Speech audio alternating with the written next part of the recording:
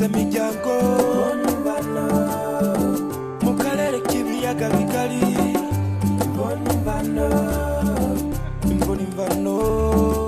mwaramukanye amahoro mwese muteze amatwi imvo n'imvano yo kuri uyu wa gatandatu tariki 22 z'ukwezi kwa kabiri mu 2020.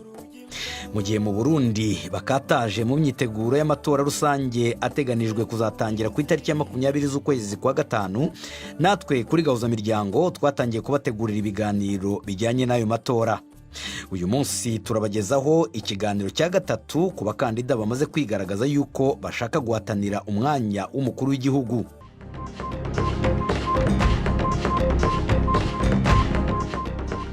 Undi tuvugana muri iki kiganiro ni Nahimana Dieudonné, we yaje hano muri studio za BBC i Londres. Natangiye kumubaza igihe yafatiye icyemezo cyo kwiyamamariza umwanya w'umukuru w'igihugu. Navuga yuko caje mu buryo butomoye mu mwaka 2000, no kuvuga ngo haci imyaka irenga 20 hari intumbero yo gutegura abantu bashobora kuba muri izo bibanza by'uburongozi, binashobotse jewe nkashobora kuba muri ico kibanza. Ariko rero ukwitoza muri mwaka 2020 ingingo ya nyuma yafashwe mu mpera z'umwaka uheze, aho twatumaze igihe turiko turategura abashobora kuja mu bijanye n'ubuzima bw'igihugu babigenga. Rero niho nabona yuko ibisabwa byose ndabikwije, kandi abo twari turi kumwe bose bambwira yuko ari cyo gihe cyo tubikora. Niho nafashe ingingo ya nyuma, ariko ni ikintu tumaze imyaka irenga 20 twitegurira. Mumaze imyaka 20, ni ukuvuga wavuze tu ushobore kuburi kumwe n'abandi. Murazi ibikorwa namye nkora kuva kera, tanguje amashirahamwe atari make, yabishirahamwe ry'ugwaruka New Generation, yaba ihuriro ry'amashirahamwe Reja, haba n'ibindi bikorwa bitandukanye nagenda akora, cane ibyo kwigisha ibijanye n'ivy'uburongozi. Byari bifise intumbero imwe yo gutegura abantu bazoshobora kugira ico bakoze mu buzima bw'igihugu, haba mu bijanye n'ivy'amashirahamwe yigenga, haba mu byo kwigisha ivy'uburongozi, ariko kandi binashobotse havemwo indongozi zishobora kuba abantu bashobora kuja ku rwego rw'igihugu kugira ngo bazane ubundi muco w'uburongozi, ari wo muco w'uburongozi nkorera abandi. Urumva rero igihe wari muri ayo mashyirahamwe niyo yari hamwe nawe kugira ngo bagutegure kuzitoza mu gihe nk'iki ngiki? Ego, ivyo bikorwa byose byakozwe muri iyo ntumbero, kandi bamenyesha yuko hatateguwe jewe gusa, hateguwe n'abandi benshi. Kumbure bamwe bazoboneka bariko baritoza ku biti vyabo, naho tuba turi kumwe kubera ko bitemewe n'amategeko, ariko hari benshi twareze twigishije. Je narigishije abarenga 6,000, nabo niyigishije jewe nyene, nkabaha impapuro zo kwerekana yuko bizi ivy'uburongozi bwo gukorera abandi. Muri iyo myaka 20 twari turategura urunganwe rushasha, nico gituma mwumva ishirahamwe n'indongoye ryitwa New Generation, no kuvuga ngo nurungano rushasha rw'imboneza canke rw'abarongozi bakorera abandi. Ururungano ubundi niko twasanzwe tukuziho, twasanzwe tuzi ko ugira gutya ugafasha abana bakina mu mabarabara, rimwe na rimwe ukabatwara kujya gukina umupira. Mperuka igihe wazaga hano muri BBC gahuza miryango, wari ugiye muri Brazil mugiye guhagararira igihugu cy'u Burundi. None ko twari tukuzi muri ibyo bikorwa ibya politike byo cyangwa se gutegura abayobozi, byo byinjiranaga mu gute? Nta na rimwe nigeze nkoresha ijambo ryo gufasha abana baba mwibarabara. Kuva kera twavuga yuko turarera ugwaruka rugiye kubimboneza y'u Burundi, kuko bajya abana naho baza mwibarabara bateguwe kandi baguma bigishwa kuba abantu bazogira ico bamara igihugu. Ujya n'umugwi udasanzwe kubera ko ari abana batagira amacakubiri, batagira ubwoko, bitwa ko bavukiye mu mwibarabara. Mbere na je narabiciyemo, nacemuza ushaka kumera nk'ubwo. Kubw'ivyo waciye mu buzima bumeze nk'ubw'abarya abana mwibarabara? Ego, kubera ko natanga kubikora naje ari bwo buzima mbayemo, kubera ingorane ko ndahura nazo mu bihe vy'amagume, agiha abandi bahitamo kuja mu migwi yo kwicana no kwihora. Je nahisemwo gutegura urwaruka zoshobora kugira ico rukore igihugu, rugahuza abavuye mu bwoko butandukanye, mu ntara zitandukanye, rwirinda amacakubiri, rwirinda kwikwegera ko kwirondera inyungu zarwo. Rero ivyo bikorwa byose byayifise intumbero yo gutegura urwaruka rushobora kuba imboneza muri vyose. Rero ico gituma tuvuga tuti nimba twarabikoreye abana bavuye mwibarabara bakabiteka ku gihugu, gushikaho bategwa iteka n'umukuru w'igihugu, bagategwa iteka n'isi yose, birashoboka ko n'u Burundi dushobora kufasha kuva mu bibazo maze mu imyaka irenga 50 byagiye bihagarara cane ku gusuzugurana hagati y'abari mu butegetsi n'abantu bari abo bitwa abarundi bato bato. maze Burundi bwahaguruka mu kanya gatoyi bugakayangana bugashika ku rundi rugezo aho isi mbona yuko vy'ukuri natwe turi igihugu cifasha. Gusuzugurana ubwo ngo ushatse kuvuga iki? Hari macakubiri atigeze avugwa cane, ariko hariho igihe cose abantu bari mu butegetsi mu bihugu vyacu cyangwa muri Afrika cane cane mu Burundi bahinduka umugwi ushira imbere inyungu zabo, kenshi ugasanga bari bagiye abo ariko barakorera. Rero ugasanga umuntu canke uburongozi bubonekera ku gutera imbere kw'abarongozi hakubonekera gutera imbere kwabo bariko barongoye kandi bakwiye gukorera. Rero turagomba ko havaho ico gicapo c'ukumengo umuntu atize, umurimyi, umuntu abumba inkono, umuntu akora umukozi wo mu nzu umengo nta gaciro afise, ariko ufise agaciro n'umuntu gusa yaronse diplome na hari vyiza, ariko ugasanga umugwi muto utashikana 20% niwo wizizi kenshi ubutunzi bugize ubuzima bw'igihugu, 80% bakora kugira ngo abantu bafungure bashoboye kubaho neza, ugasanga babayeho mu bukene, babayeho atavyizigiro bafise. Hanyuma wavuze ko nawe ubwawe waciye muri buriya buzima, ni ukuvuga wabuze ababyeyi ukiri muto?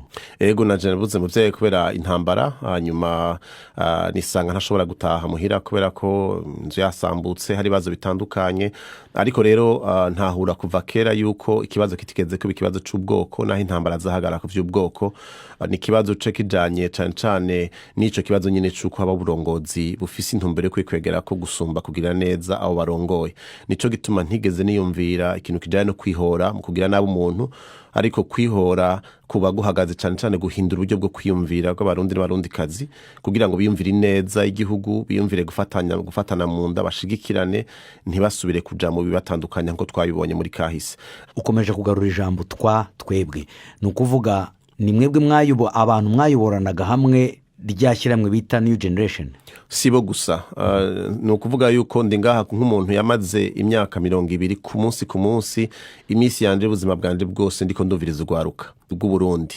Abaciye mu ishirahamwe ryacu ni bake, turavye abo nigishije nabo numvirije, ndiko mvuga ku izina ry'urwaruka cane cane ruva mu mico itandukanye. Uraza kutubwira ukuntu uzabikora, ariko hagati aho ngaho wavuze ko ngo mu bantu bagera ku 6,000 we wigishije harimo bamwe bazaseruka muri aya matora twimirije mu kwezi kwa gatanu.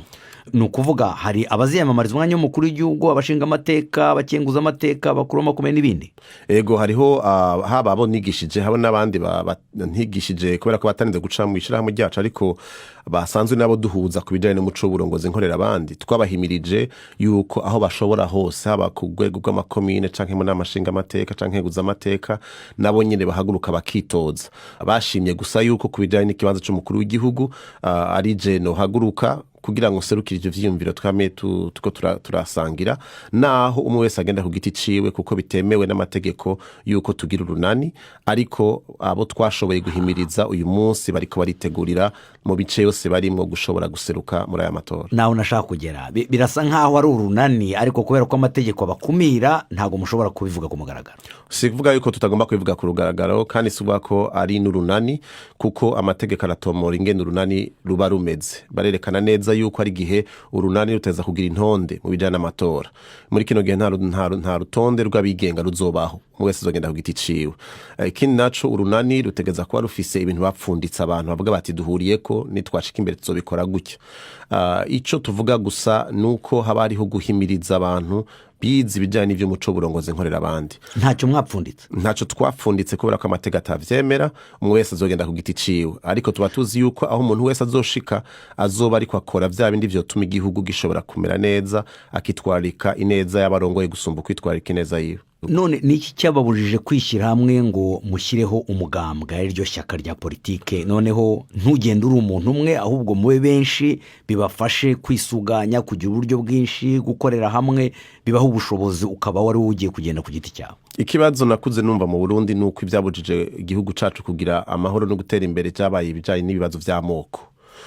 Ibibazo vy'amoko kurunganwe rwavutse canke abakuze inyuma y'imyaka y'umwaka w'1993, ibi bibazo ntibazi ibijanye n'ivy'ubwoko, kubera ko barabona yuko ubwoko bwose buraserukiye mu nzego, mu gisirikare, mu burongozi bw'igihugu. Ariko nimba bafise ikibazo uyu munsi bagifise ku bintu vyitwa imigambwe. Abagwana, abicana, ivyo twabanye mu mwaka w'2015 n'abandi bose bihagarara ku mazina y'imigambwe. uyu munsi rero abakiri bato bafise imyaka iri munsi ya 35 birabagora kwiruka mu migambwe. Nico gituma uyu munsi ugiye kuraba imigambi mwinshi ifise abantu bahera ku myaka 40 kuduga. Rero nta kuntu twosubira kubwira urwaruka, ariko imigambwe nayo ifite urwaruka nego kandi ni vyiza kandi ntituko turabuza urwaruka kuja mu migambwe, ni vyiza ko bajayo ariko hariho abandi benshi batariyo. Mu cyumweru gishize navuganye n'umwe uziyamamaza kuri uyu mwanya w'umukuru w'igihugu witwa Leonce Ngirakumana, we yazaba ahagarariye ishyaka rya Sawanya-Frodebu. We avuga ko amacakubiri, urwangano rukomeye hagati y'amoko, si ku mashyaka gusa nk'uko we waruvuze ngo ni amashyaka, we aravuga ko amoko ngo yangana cyane. None ubwo ari we ari nawe abarundi baremerane? Abarundi nibagende barabugwaruka gwa kino gihe, barabe uyu munsi ingorana abavyeyi bafise zihagaze zuko abana babo bagiye kurongora canke ariko arondera bazokundana canke bubakana canke bagendana ku ishure, basanga abana babo bagenda kufatana nabo badahuje ubwoko. Ivyiyumviro twe twabayemwe abakuze kumbura imbere ku myaka 70 80 90, hari igihe tuguma twibaza ko ariko ugwaruka rufise imyaka 20 30 ariko baciyumvira. Rero tuko turavuga abarundi ntituze turabigarukiriza hejuru y'abantu bafise ku myaka 50 canke baba gusa mu muce kanaka, tuze twiyumvira ugwaruka ruko ruraruka ejo. N'uyu munsi iyo wumvise ibibazo hagati y'ugwaruka bazokubwira ko ari kubera abo muri uyu mugambwe bashwanye na muri ya mugambwe. Mu Rwanda bazokubwira ngo n'abahutu bashwanye n'abatutsi, naho abakuzi bagomba kubigarukana ntibigishoboka. Gute rero uzabishobora? Ingene bitsa kuzoshoboka ubwa mbere ho bihagaze kuvyo twame dukora kuva kera, nuko teza kurondera ingene tuvugana ukuri kubijanye n'ivyo twaciye muri kahise, tugatora yuko ikibazo kitigeze kiba ubutandukane bw'abantu bihagaze kuco bari. Ariko kuri uriya murwi ushinzwe kugarura ukuri no kumvikanisha abarundi, ujya mugwi uri kurakora igikorwa ciza n'uyu munsi kandi ukwiye guhabwa inguvu, hanyuma ugahabwa intumbero zinyuranye n'intumbero za politiki, ukaba umugwi unywanisha, hakabaho yuko abantu basubiza hamwe, bababarana ku makosa barabaye kandi bakagira bakavugana bati ibi ntibizosure kuba. Rero kugira ngo nk'ujya mu guhabwa inguvu, ariko kandi turetse n'ujya mugwi gusa n'ibikorwa byose byokorwa bibikorwa byo gutsimbataza amahoro, kugira ngo imigwi yose yotuma habaho gushamirana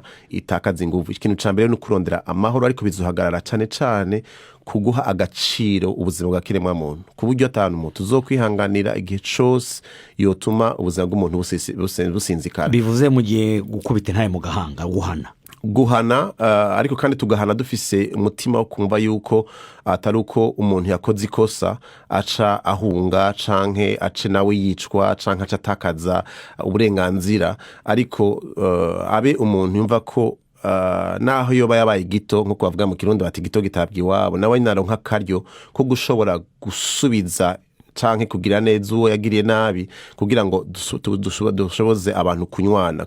Rero twabibonye muri Afrika y'Epfo canke ahandi hantu hatandukanye harashobora gushigwaho ibintu bijanye n'ubutungane burimo guhana, ariko kandi ufise intumbero yo kunywanisha. Mu gihutirwa ca mbere ni umuco ukubahiriza ubuzima, kuko ubuzima ni katihabwa. None hari ibyo munenga ku butungane bw'ubu ngubu buriho?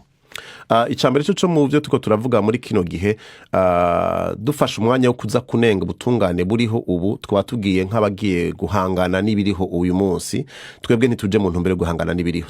Rero ndushaka gutakaza umwanya munini cyane tuko ducimanza ku byakahise, tugomba gushira ingufu cyane mu kwiyumvira ku gicapo cakazoza.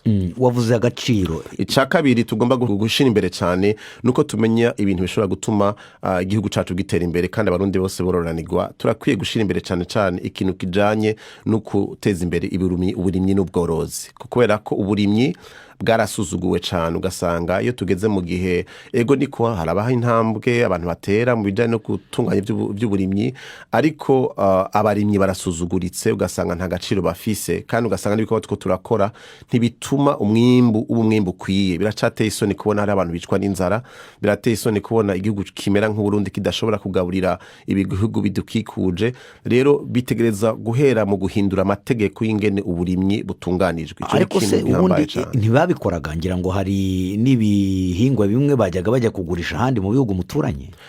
Ugiye kubiraba ntituragera ku rugezo aho tugira umwimbu kwiye ushobora gutuma abarundi bose bashobora gufungura neza kuko turacafise byinshi tugikura hanze ariko haracariho n'ibikorwa dushobora gukora kugira ngo habeho gushira inguvu hamwe no gushika basigaye bavuga amajambo amwe avuga usanga umuntu avuga ngo ukiza kirisuka ugasanga ico kintu twagihaye agaciro gato ku buryo iyo umuntu yarimye agashora ikintu ciwe ku isoko aronka inyungu nke twe tuvuga tuti ni viza yuko umuntu agera ahantu akihembura hanyuma akihemba no kuvuga ngo agashobora kuronka ibimukwiye kandi agashobora kuronka n'ibishobora kumutuma atera imbere uyu munsi iyo bakubwiye ngo ujya muntu n'umurimyi umengo akubwiye ko atazokwigira yubaka inzu nziza ntazokwigira agura umuduga ntazokwigira atera imbere kubera ko umengo ni igikorwa gisuzuguritse kandi arico camye gitunze abarundi wamufasha iki rero wafasha iki umurimyi wo hasi kugira ngo agere kuri urwo rwego ubwa mbere ho nuko habaho kuduza agaciro duha ivyimburwa no kurondera isoko ugasanga umuntu afise agatongo gato arimo ibiharage ibitoke ibijumbu